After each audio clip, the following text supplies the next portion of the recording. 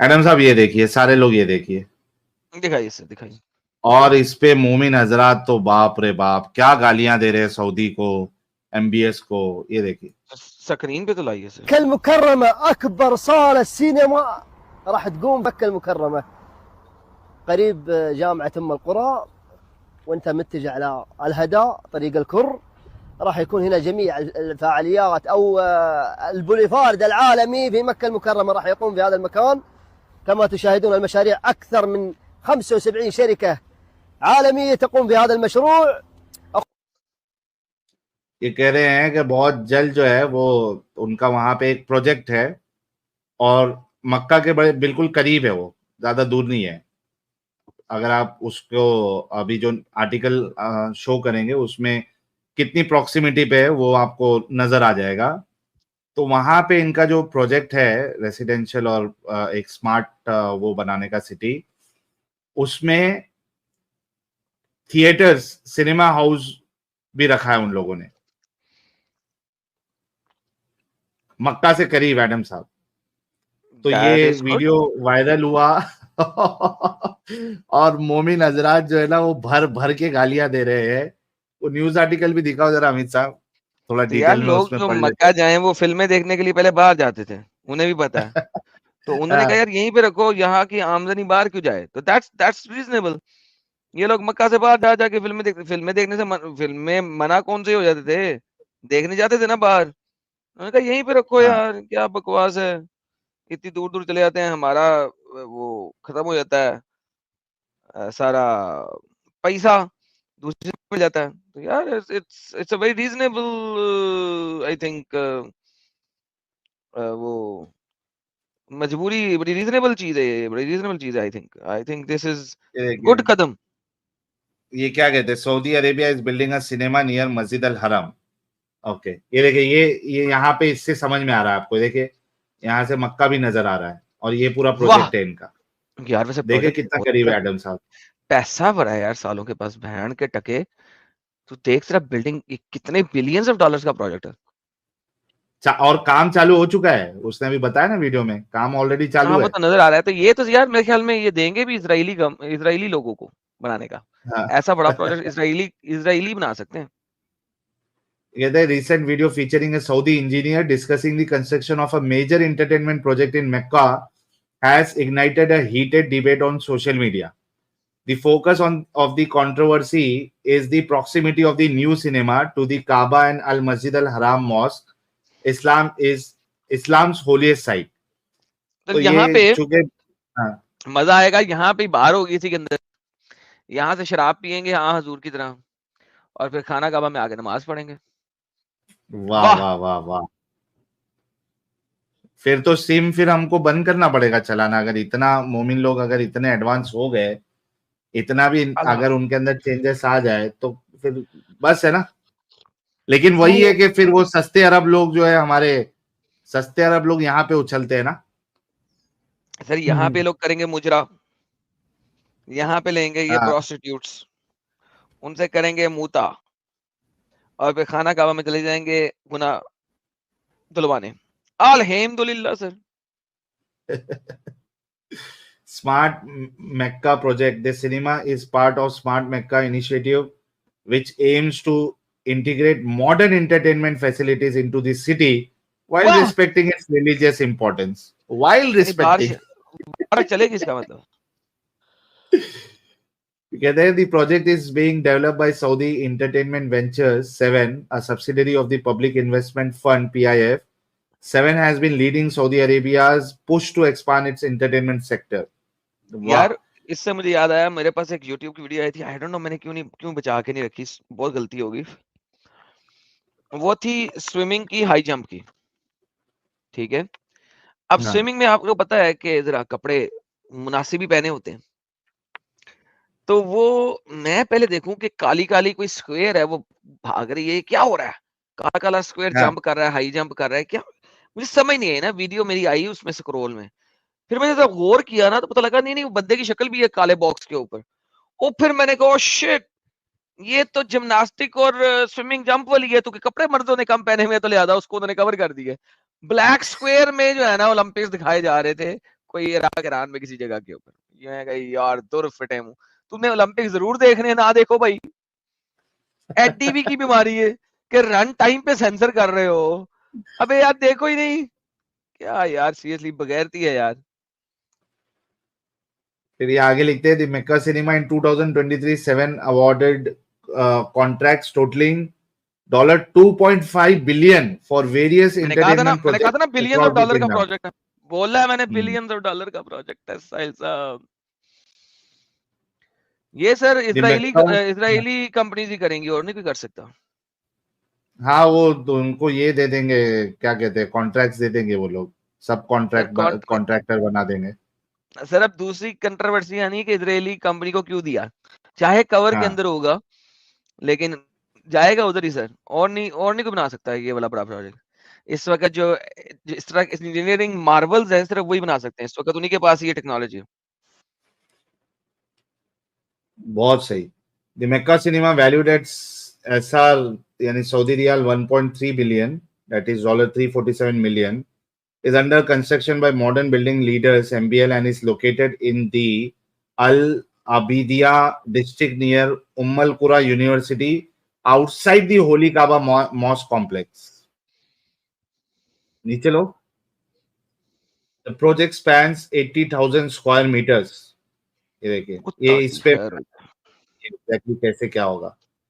The construction of cinemas in Saudi Arabia marks a significant cultural shift as cinemas were banned for 40 years under the kingdom's conservative social norms.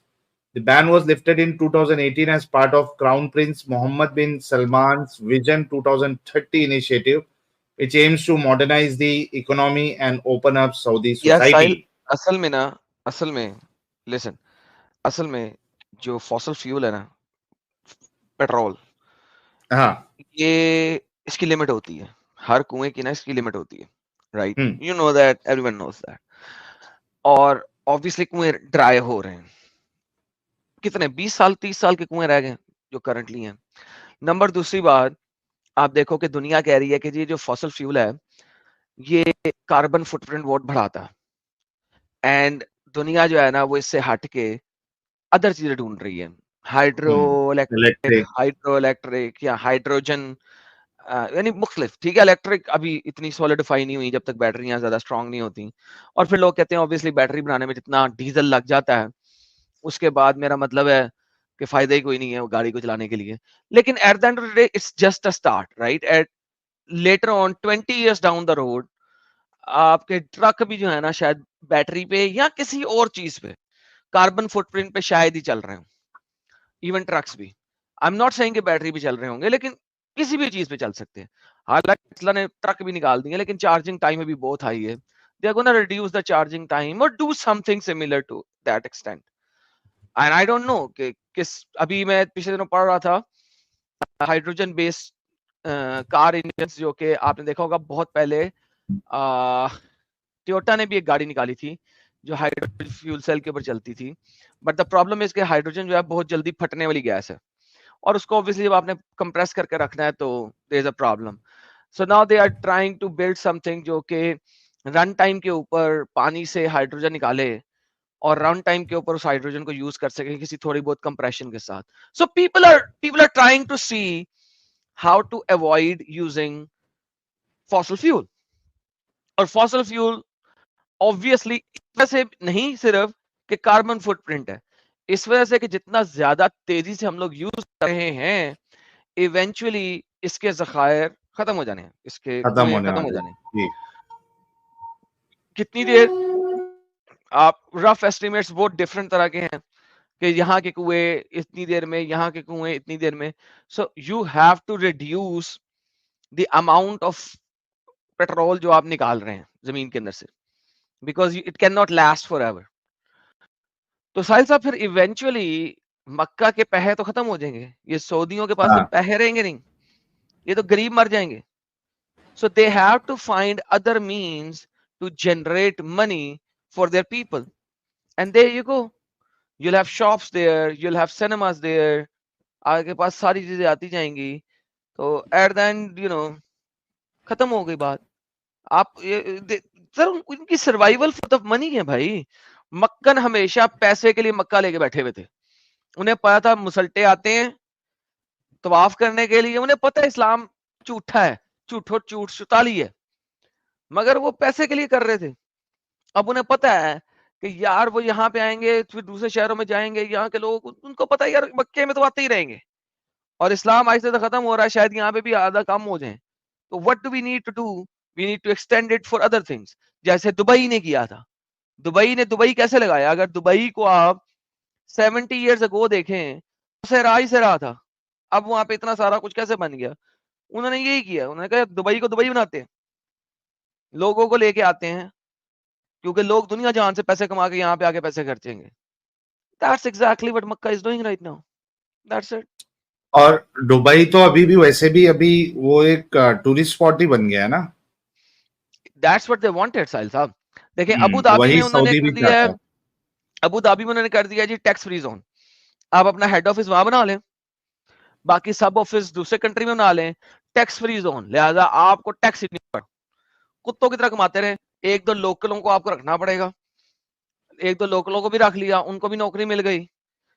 उसके अलावा आपने rent पे जगह ले ली, लिहाजा rent भी मिल गया। जिस रेंट पे लिया हुआ है या फ्लैट लिया हुआ है उसने गवर्नमेंट को टैक्स दे दिया, क्योंकि उसने तो फ्लैट लिया, उसने टैक्स देना ही देना। लेकिन आपको बिजनेस के ऊपर टैक्स नहीं बढ़ा। लेकिन जब आप बिजनेस वहां पे कर रहे हैं तो आपने वहां पे घर भी लिया हुआ है, आप वहां पे पैसे से फूड ये वो स्पेंड भी कर रहे हैं, उसके ऊपर सेल टैक्स भी दे रहे हैं। तो कान को उन्होंने दूसरे तरीके से पकड़ लिया हुआ है ताकि लोग आए, लोग वहां पे अपने ऑफिस खोल के बैठे हुए हैं टैक्स बचाने के लिए। That's exactly what is happening. और साथ में दुबई बाकी उन्होंने कर दिया एंटरटेनमेंट, दुबई एंटरटेनमेंट कर दिया, अबू धाबी में ऑफिस बना दिए। हेलो फरो अल्लाह तो खैर ही सल्ला, पैसे ही कमाओ, यही हाल जो उधर हो रहा है। That's the reality sir. सही है। तो असल में जो दुबई यानी यूएई और बाकी लोगों का मामला ये है कि वहां पे काबा जैसी चीज नहीं है ना।